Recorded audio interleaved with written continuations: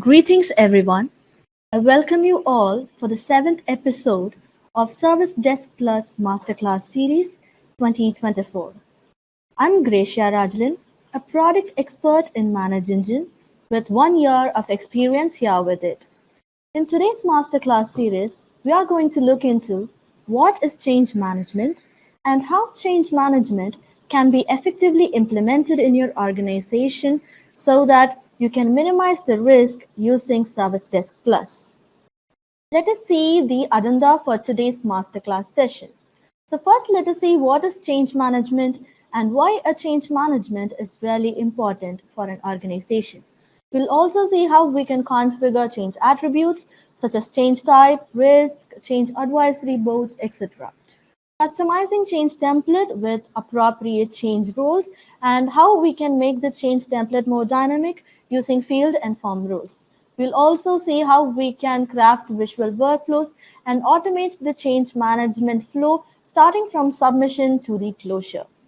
We'll see how to minimize the change risk with the help of the CMDB module and leverage release and project management to ensure successful deployment of the change.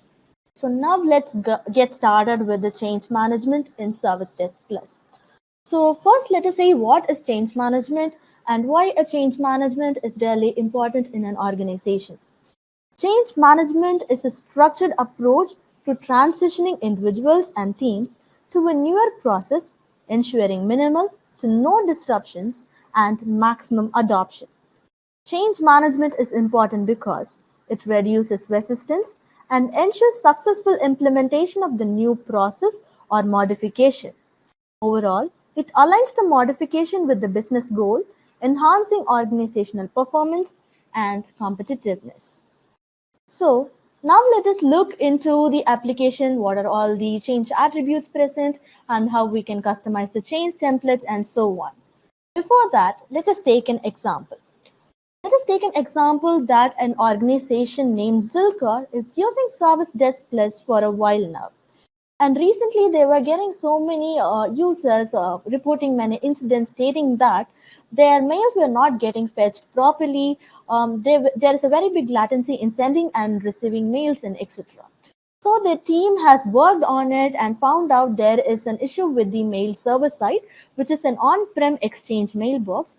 So they have decided to migrate the on-prem Exchange mailbox to Office 365, which is an online mailbox.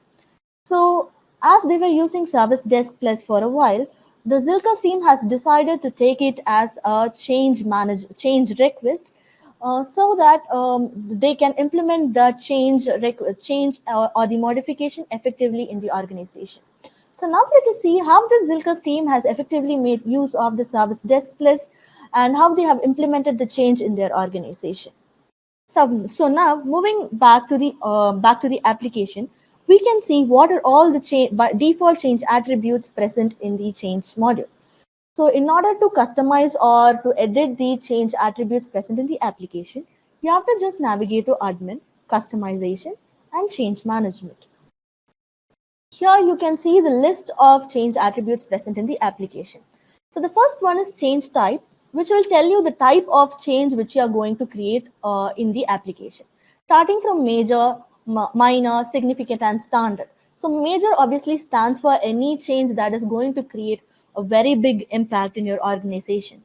And minor stands for any change that is not going to create a very big impact in your organization. And it goes on. So if you want to create a new change type, you can just click on the add new change type, give a name, choose the color you want, give a good description for it, and you can also select whether it is pre-approved. If it was select, it is to be noted that this particular change of type, the type you are creating will not have the approval stage. It will not require approvals while you are creating the change. So the next attribute is risk.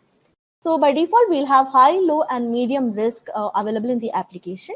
And if you want to create a new risk as per your organizational needs, you can click on add and you can give a risk name and give a good description for it and you can save it. So the next one is reason for change. So obviously for any change you're going to implement in your organization, will have a reason for it. So by default, we'll have some set of reason for change present in the application. And if you want to add any more reason for changes in the application, you can just click on add, and you can give a name for the reason for change and give a good description, and you can save it. So the next one is change advisory board, which is one of the important attribute in the change management module. So what is change advisory board? Change advisory board is a group of stakeholders who will review the change submitted, provide insights if needed, and also responsible for approving the change. So it is not always okay to have only one set of people who can review and approve all the changes that is being made in the organization, right? So under such circumstances, we can create multiple change advisory boards for different types of changes. So here, the patch upgrade change advisory board will be approving the changes only for the upgrade kind of changes. And the infrastructural change advisory boards will be responsible for approving the changes only for the changes with regards to the infrastructural change. So in the same way, if you want to create a new change, you can click on add new cab, give a name, give a description, and you can click to add new members for the cab, and you will be listed with the list of users present in the application. You can just select the users here present in the application, just scroll up and click on add cab members so that they will be a part of that particular cab which you are creating newly. So this is how you can create new cabs in the application. So the next one is change stage. So by default, we'll have 8 stages in change. So we'll not have the privilege to add more stages in the change, but we can edit the name of the stages in the change. So if you want to edit any of the change stages, you can just click on the edit icon just adjacent to the stage, and you can edit the name of that particular stage. And the next one is change roles. As change request or change management is not something which can be handled by only one or two technicians, it needs multiple technicians to involve on it with specific, who will have specific roles to play on that particular change. So here we have some of the default roles already configured in the application, starting from the change manager, who will have the entire privilege over the change, starting from the submission to the closure of the change. And we'll have so many other roles like change requester, implementer, who is responsible for implementing the change, reviewer, who is responsible for reviewing the change, etc. In the same way, if you want to add a new role into the application, you can just click on the add option here and give a name for the role. And you can also select who will be the part of that particular role.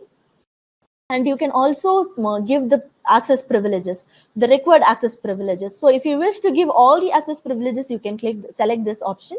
Or if you wish to give only selected access privileges, you can select those access privileges and save it as per your requirement. So this is how you can configure change roles in the application.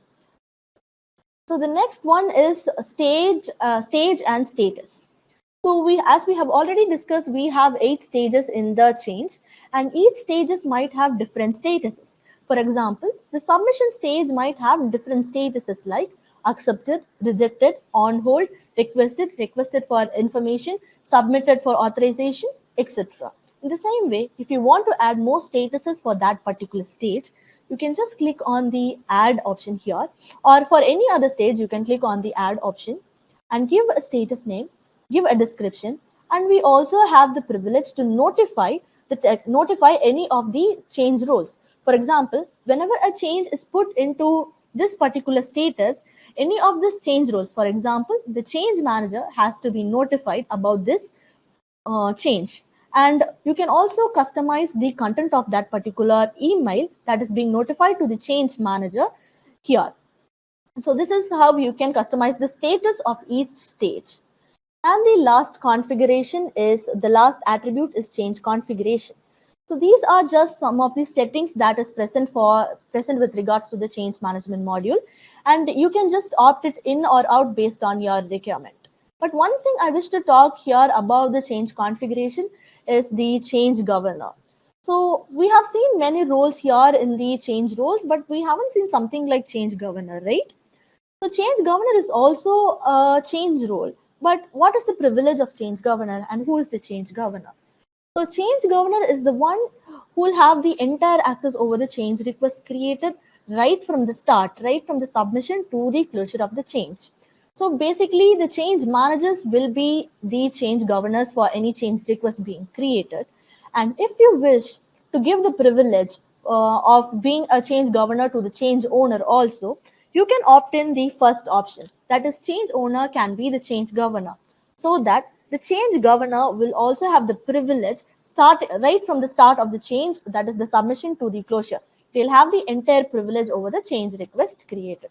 So this is all about the change governor, and this is all about the change attributes that is present in the application. In addition to these change attributes, I would like to add on one more thing, which is the closure code. So in the application, with regards to the change module, we'll record all the changes using closure codes. So we'll see how the change got closed. For example, if it got approved and then closed, if it got cancelled and then closed, if it got completed and then closed. This is how we'll record all the changes in the application. So if you want to add more closure codes to it, you can just click on add, and you can give a name for the closure code, and you can also give a detailed description for it, and you can save it.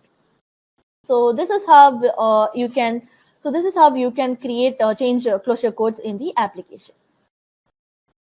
So now we have seen what are all the change closure, what are all the change attributes that is present in the application.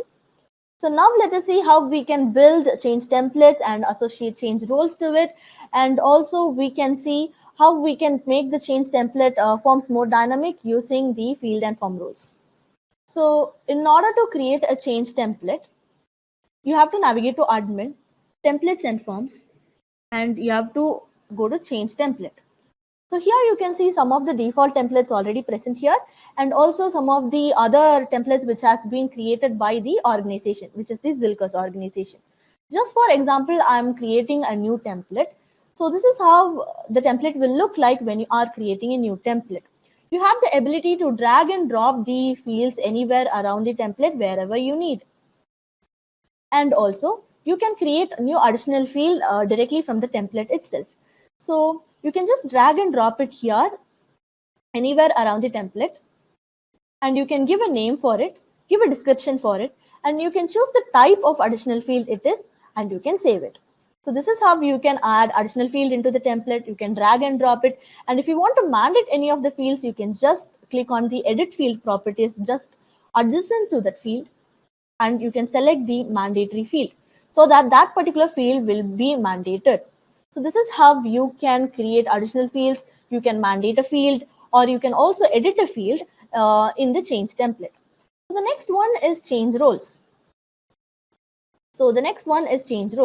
So before that, let us give a name for this particular template, and we'll save it, and then we'll go to change roles. So you can see that here in the change roles, we have 3 different roles already added into the template. And if you wish to add all the other remaining roles also into the template, you can just drag and drop them into the template from the left pane. So this is how you will add the change roles into the template. So this is all done.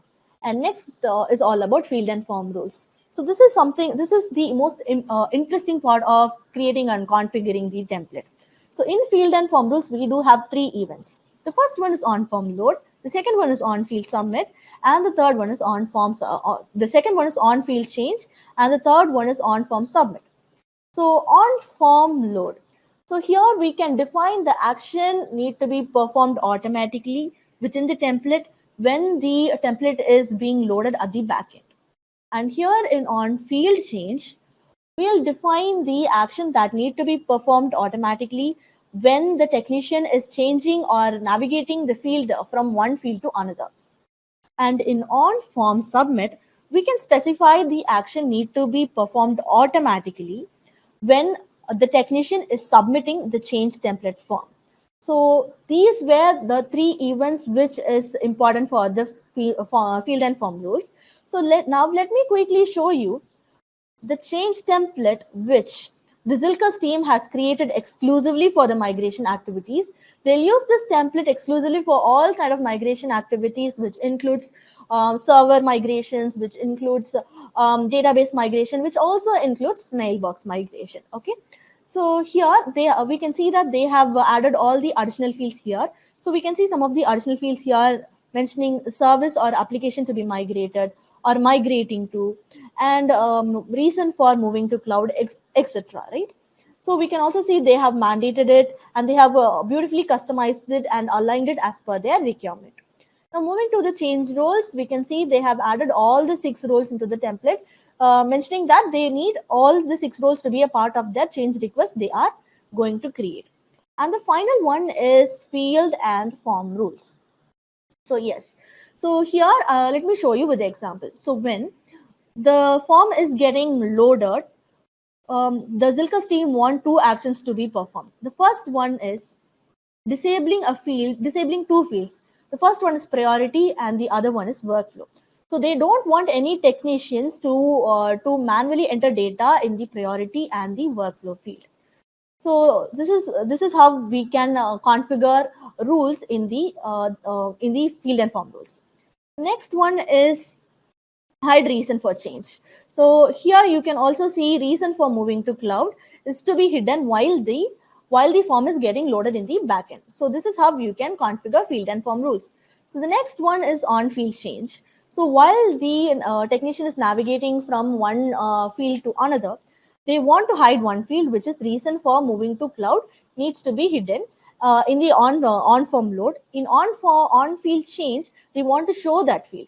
So based on one particular condition, which is migrating to is selected as cloud, they want to show that field which is reason for moving to cloud. And in on form submit, they want to disable some fields. So for this, they have used the script. So they want to disable the template. They want to disable the template field so that after creating the change request, they don't want any technicians to edit the change template. So this is how you can configure field and form rules in the template. So yes. Now, before we dive into creating a change request using this particular change template, we'll also see some of the other things which needs to be configured before creating the change. So now we have seen what is change template, what is change role, how it can be configured, and field and form rules in the application. The next one is we'll see how we can configure workflows and how workflows will be helpful for us in automating the changes right from the submission to the closure. So basically in change workflow, we'll have many nodes. So I'll show you one by one here. So in order to create a new change workflow, you have to navigate to admin, automations, workflow, and new workflow. So here you can see by default, the submission and closure stage were added here in the visual canvas. So all you're going to do here is just dragging and dropping the nodes present here into the visual canvas, connecting with each other to make the flow work. So here you can see there are 6 nodes. First one is stage node, which will tell you all the stages right from the submission to the closure. The next one is condition node, switch node, notification node, approval level node, and field update node. So the first one is stage node. I'm just dragging and dropping a stage node into the visual canvas. Immediately I'll be asked what is the next stage you wanted to move to and what are the status you wanted to be added in the particular workflow. So I'm adding what are all the required workflow I need, and once it was added in the visual canvas, it's time for it to connect both the stage 1 and the stage 2. So once the stage 1, which is the submission stage, was accepted, I want it to move to the planning stage. So it will be in planning in progress stage of status of planning stage. And the next stage is approval stage. So here again, you will be given with several options. What are the status you want to be added in the workflow? So again, you want the planning stage to be connected to the approval stage. So once the planning was approved, you want it to be connected to the approval stage. So as the name indicates, approval stage is a stage where we need to trigger an approval, right? So in order to trigger an approval, we'll make use of this approval node.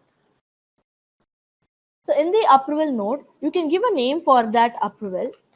and you can select the approvers. You can either select the organization roles, or you can select the CABs, which is the change advisory boards, or you can also select the change roles. So here I'm selecting the CABs. So a patch upgrade CAB to approve this particular workflow.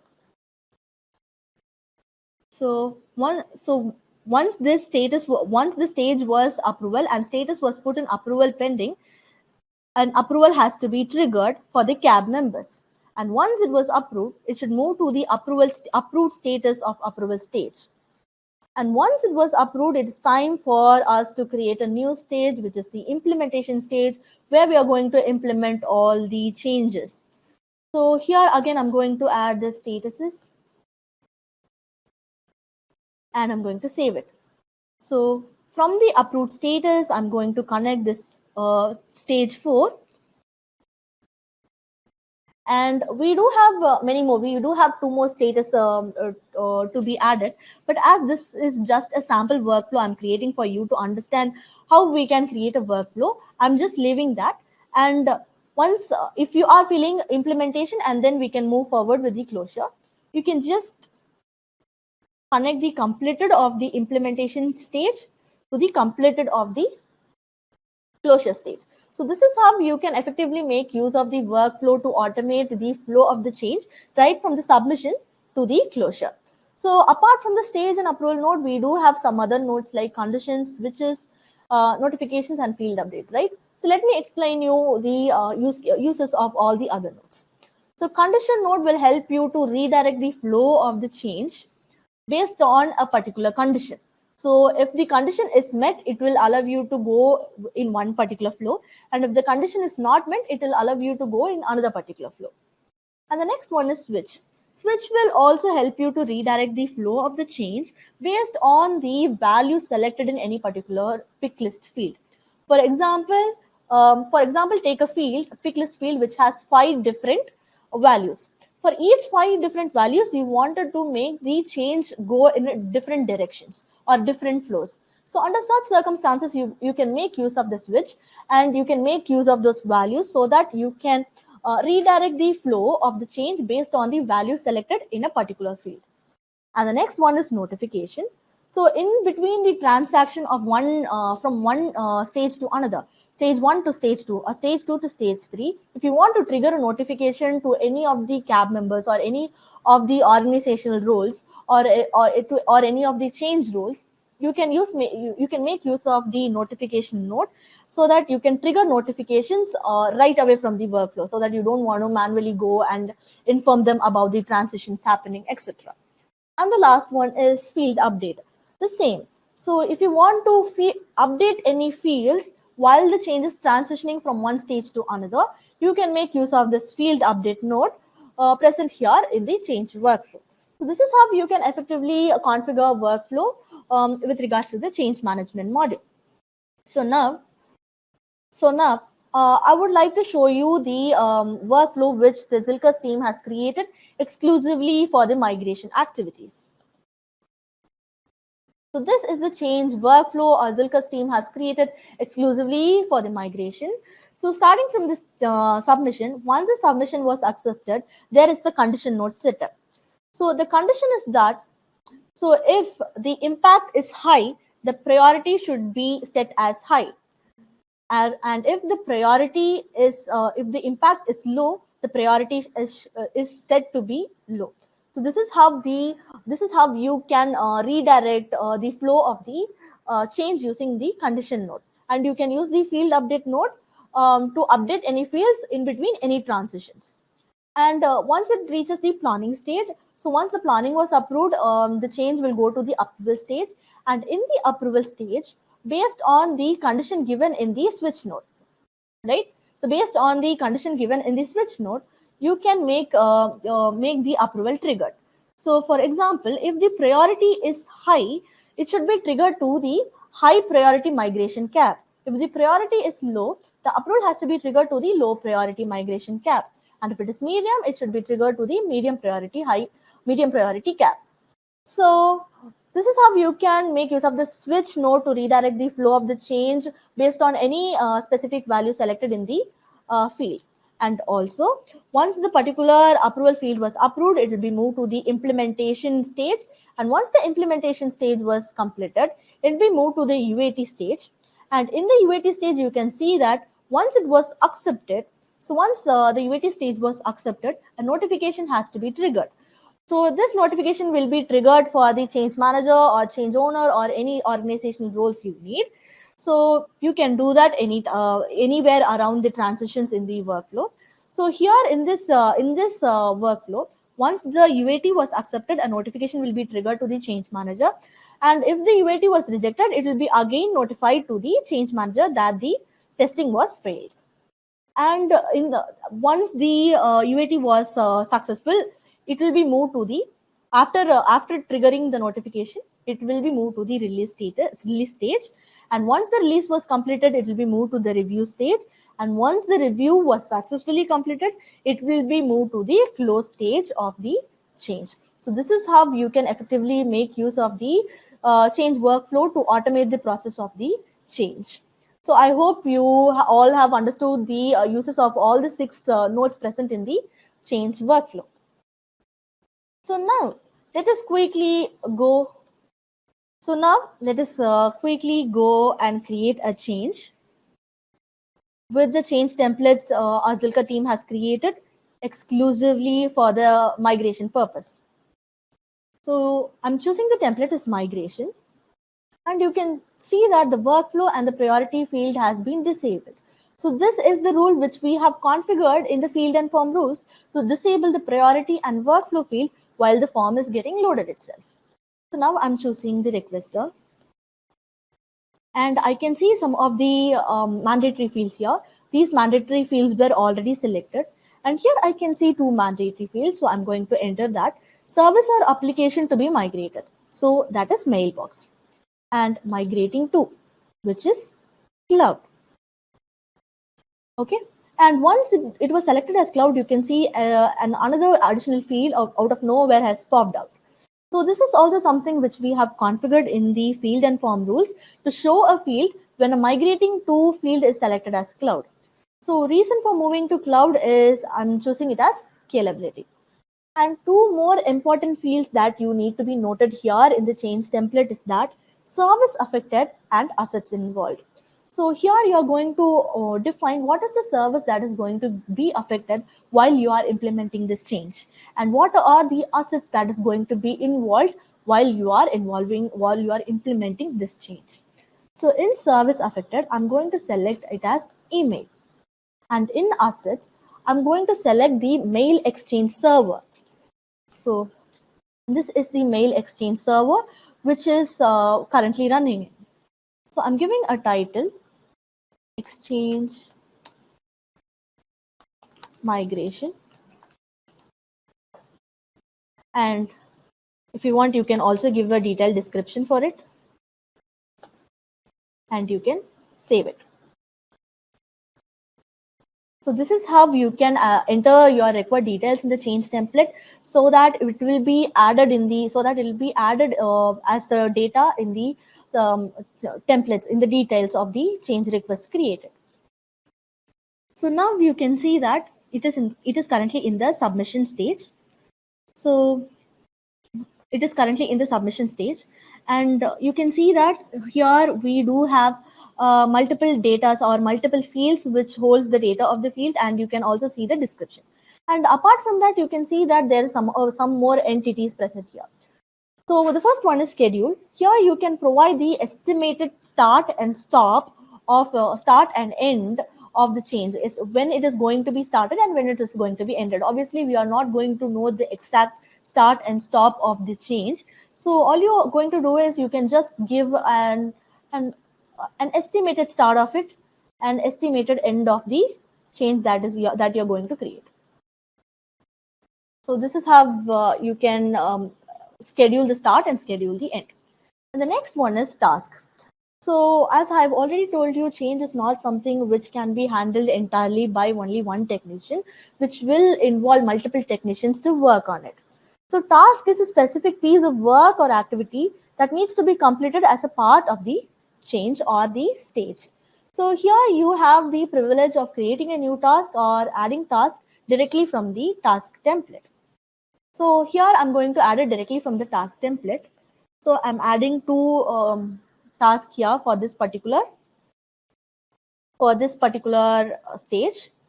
And you can see here it has been it has been directly added from the change template, so it has all the owners and everything. So this task is not only something which will tell this particular task owners to do this particular task. So while we get into this particular task, we'll have something called work logs. So what is work logs? So work logs is the place where we allow the technician to enter the details of what all the things they have done to complete that particular task, how long it took for them to complete that task, and how much extra cost they have spent to complete that task. So upon clicking the add new work log, you can provide a start date, so that you can see that 11 hours was taken, and you can provide the cost spent, extra cost spent by the technician exclusively for completing this task, which is $19. And you can provide a description if needed, and you can save it. So this is how you can make use of the work log, so that the end users, so that the technicians will have a very good overview on how long everyone were taking to complete each task, and how much extra cost is being spent on the change that they have requested. So in the notes tab, again, you can add all the details of the particular stage, which is the submission stage. And you also have the ability of tagging technician. So just by typing out and typing the name of the technician, you'll have the privilege of tagging the technician, so that this particular technician will be notified. And the status comments are simple. So it will just tell you the comments which the administrator or which the change manager gave while they are transitioning from one stage to the other stage. So now the submission stage is almost over. So now I want to move to the planning stage. So I am accepting the submission stage.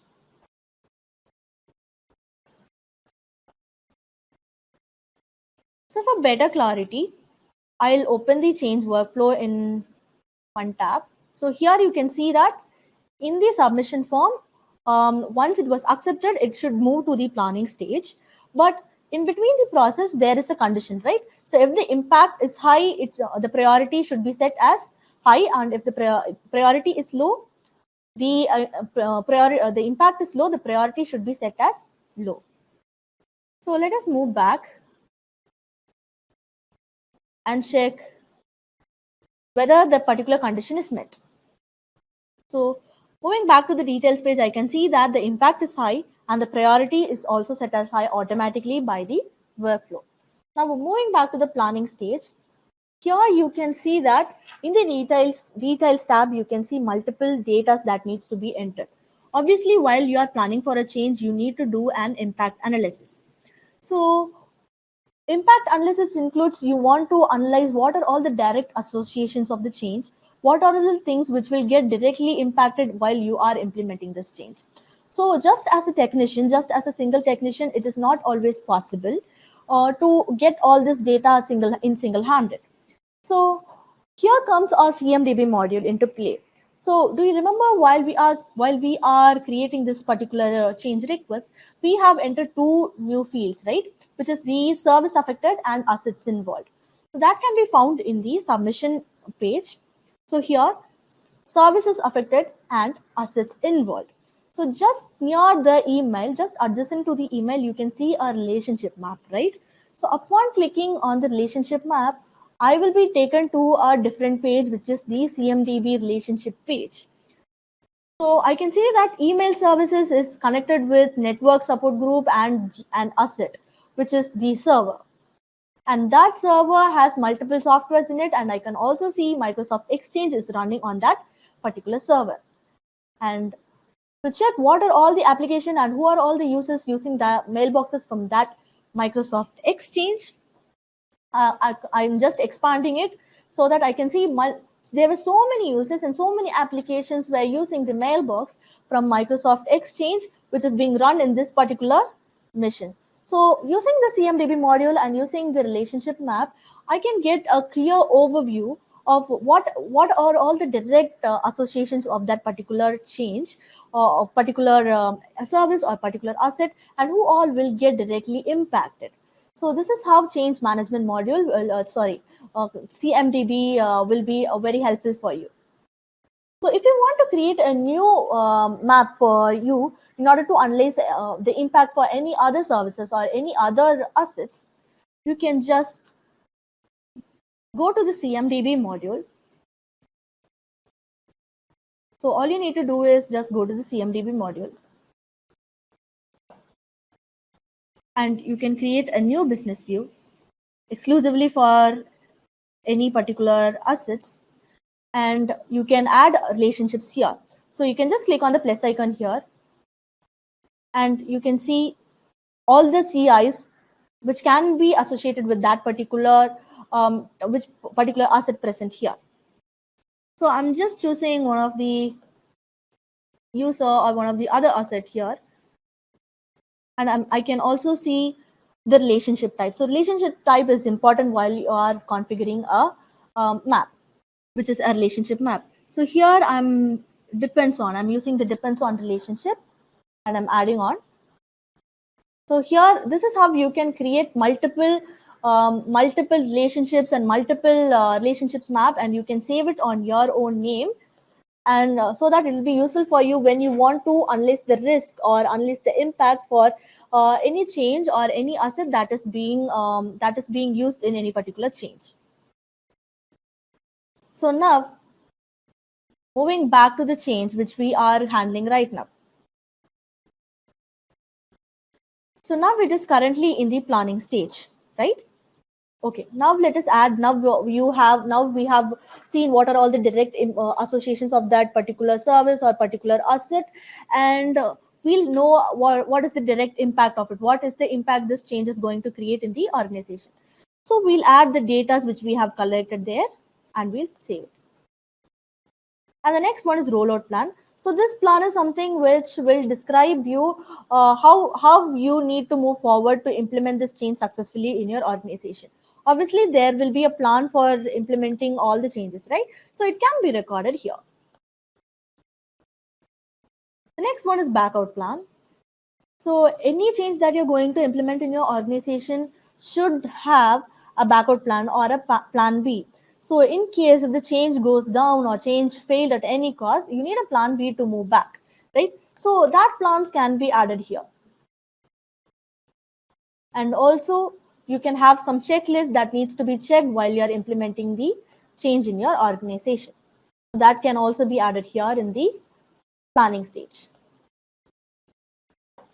So this is how you can record data like impact analysis, rollout plan, backout plan, etc. in the planning stage. The next one is schedule. Again, here while you are planning the change, you'll get to know a clear idea on when you are going to implement this change and when this change will go live into the organization, right? So that can be recorded here in the schedule. And the next one is task. Again, the same as the submission stage. You can add task here and divide it among technicians so that they can work on it individually. And you can find a new tab here named associations, right? So as I have already told you while we are discussing about the example, that the Zilker's team were getting so many incident requests mentioning that there was so much delay in mail fetching and mail sending. The mail sending was not working fine by different users of the organization, right? So that is the cause of the change which has occurred now, right? So now what we can do is we can associate all those requests here in the planning stage of association staff. So we can see there were multiple mails or multiple requests which the user has created with regards to the mail fetching.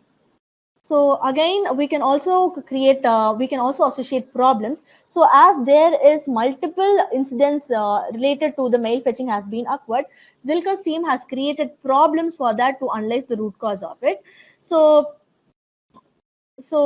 we can also add that particular problem. We can also add that particular problem as association here, and then we can move on to the next state. So this is how the associations will work here in the planning stage. Now the planning stage is completed. So all I want to do is accept the planning stage.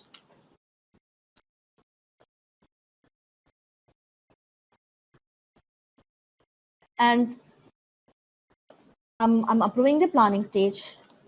And now we are going to the approval stage. So now you can see that an approval has to be automatically triggered based on the workflow which we have already configured, which is the if the priority is set as high, it should be triggered to the high priority migration workflow. So as the change manager, I have the privilege of approving the particular change. So I am also approving this change. So the next stage is implementation stage. So here comes the most important part of the change. So change management module. So if it is a small change, we can implement the change just within the change module itself. But when it is something very big, or a change which include multiple technicians of multiple departments and multiple sites to involve in it and work on it, it is not okay to just handle it within the change management module, right? Under such circumstances, we can create projects, include multiple technicians of multiple sites into it, and make them work together to make the implementation successful. So in Zilka's organization, they have already created a project with regards to the mailbox migration. So before we get into the mailbox migration and all, let us see what are all the change like project attributes present. So as same as the change attributes, we have some of the project attributes. The first one is project type. If you want to add a new project type, you can click on the new project type and you can add one. Project status, project roles. As same as the change roles, you'll have some of the project roles, but this will not be added directly in the template. It will be added in the user profile. So each technician will be by default provided with the project roles, so that privilege will be provided to that particular technician whenever they were added in the project. And the last one is project settings, where you can opt in and out the settings of the project based on your requirement.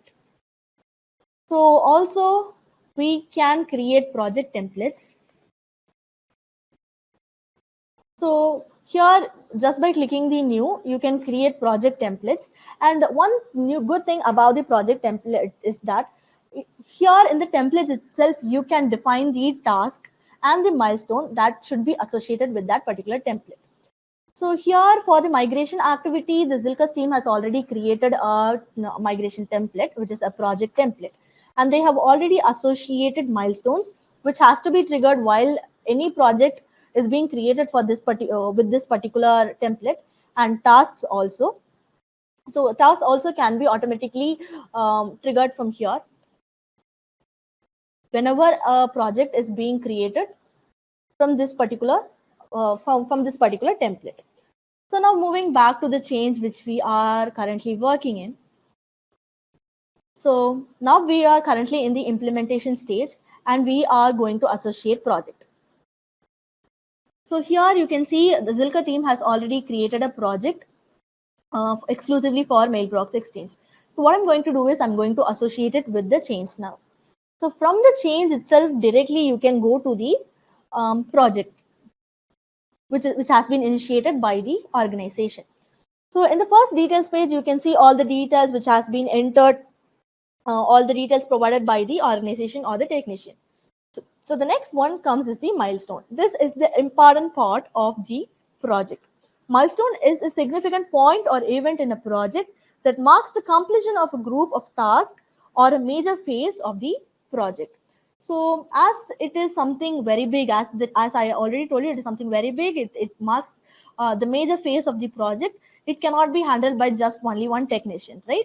So inside the milestones also, you can add tasks. You can split the work to different technicians and they can work on it. And inside those tasks, they can add work logs, which will be reflected here in the timesheet. So it will tell you how much time each technician has spent to complete the task in this milestone, and what is the cost they have spent to complete, what is the total cost they have spent to complete the task in this particular milestone. So now moving back to the project, we'll also have task. as same as the change, we can add work logs within the task, and we can also add the number of hours the technician has worked on, etc. Next comes the timesheet.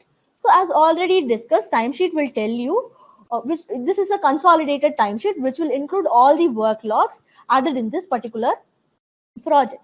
So in this timesheet, we can say how much time each technician has worked on the tasks and how much cost they have spent to complete each task, and what is the total cost spent for completing the project. The next one is members. So the project is not something which is going to be handled by only one technician. It is a combination of multiple technicians working together to implement a change, right? So in this members page, you are going to add all the members who should be a part of this particular project. So upon clicking add option, you will be listed with all the users whom you wanted to be a part of this particular project, and you can just click on add. The next one is Gantt view. So the Gantt view will give you a clear overview about the milestones and their schedules. So what is the importance of this Gantt view? For example, you wanted to create another milestone here in the same project and you wanted to schedule it. So this Gantt view will give you a clear view on what all days there were milestones being implemented in this particular project, so that you don't want to overload your technicians by scheduling it on the same day. So this is how the Gantt view will help you in the project management. So the next one is resource management. Again, here resource management is one of the important feature with regards to the project management module. So here in the resource management, you will be listed with all the project members or the technicians who are working on this particular project and the number of tasks they were associated to. So here you can see that Dhanya is associated with only one task, whereas Gresha is associated to two tasks, and some were not even associated to any of the tasks. So what I can do is I can just drag and drop it here into the technicians who were not having the task or who were underloaded, so that we can make use of the resources more effectively, so that no technicians will get overloaded or underloaded. And the next one is comments, where you are going to add the comments, or you can also tag technicians, add notes, etc. And the next tab is associations, where you will have the privilege of associating existing requests, associating new change or creating new change, or associating releases. And the settings is something which we have already discussed in the project configurations. So this is how you can make use of the project management module to effectively implement the change in your organization. So now the implementation has been completed with the help of the project management module, right? So now it's time to move to the next stage, which is the UAT. So again, in the UAT, you will have some of the special fields called UAT test plan, UAT issues. So you'll be given with set of documentations while the testers were testing your implementation. Am I right? So you can add all this here, and this is as same as the submission, planning, and approval stage, and you can accept it. And now it is the time to deploy and make the change go live into the organization. Again, this is not as simple as we are just saying. So making the change go live or making the modification go live is something very huge or a very tedious task, because it needs a downtime, it needs rigorous, it needs manpower, etc. So it needs extra care to make the change go live into the organization. So under such circumstances, we have a module called release here, right? Sorry, a stage called release here, right? So in the association tab of the release, we have the ability to associate releases. So in the Zilka's organization, they have also planned it to take it as a release, because it is an organization-wide change for them, and obviously there will be a downtime, and it should be planned with extra care, and it should be deployed with extra care. So they decided to take this as a release request. So before we jump into the release request, we'll see what are all the customizations with regards to the release management module we can do in the application. As same as the change module, we can create templates for release module also. So here, the Zilka's team has already created a a release template for the migration activity. So here again, as same as the change template, you can add additional fields directly from here, drag and drop it anywhere around the template. And you'll also have something called roles. So using which, as same as the change roles, you can add these roles into the template so that each technicians can be given specific set of roles to be played on the release. And the next one is as same as the change management module. We can also create workflows for release management. So here, Zilka's team has already created a workflow exclusively for the migration activity. So this is as same as the change management module. So you'll have the same 6 nodes. You are going to drag and drop it as same as you're going to do it for the change management module. The only difference is that the number of stages and the stages were different when compared to the change management module. Now moving back to the stage, which is release. I'm associating the release, which is already been created by the organization, which is the technicians. So from here, I'm moving to the release management, release request, which has been created. So now it is currently in the submission stage. So it is as same as the release like change management module. So first it is in the submission stage and it will have tasks, notes, and approvals. So once it was done, you can move to the next stage, which is the accepted stage, and so on. So you can move to the next stage, and here you can see that here also you can add the impact details, rollout plan, backout plan, checkout checklist, etc. And the one important thing you can see here is the adding downtime. So downtime is really important because every change which is going to be deployed or which is going to go live into the organization will have a downtime. So here in this place, you can describe the downtime, the type of downtime, the service which is going to get affected because of this downtime, the CIs which is involved, that is configuration items, the users, the software, the application which is going to be affected because of the downtime. You can add it here. So the next one is the development phase, where the particular change or the particular thing which your modification you're going to deploy in the organization is going to be developed. And the next stage is testing. So once the development phase was completed, it will go to the testing stage. And once the testing was completed, it will go to the UAT, which is user acceptance testing. And once it was completed, it will go to the deployment. Again, while deploying that particular change and make it go live in that organization, it will require a downtime. So you can also configure the downtime here. And the next one is training. So obviously, when you are introducing a new modification or introducing something new into your organization, the technicians will need training, right? So this is the stage where you can provide trainings to your technicians. And the last one is closure. And once the before that we have a review. And once the review was completed, we'll go to the closure stage of the releases. So this is as same as the change management module. So this is how the release management will help us to effectively deploy the change in the organization and make it go live without creating any bad impacts in the organization. So now this it was released, it was deployed, and everything was going fine. So now I'm going to complete it. And once it was done, the reviewer is going to review it. And if there is no issues on that, obviously it is going to get completed.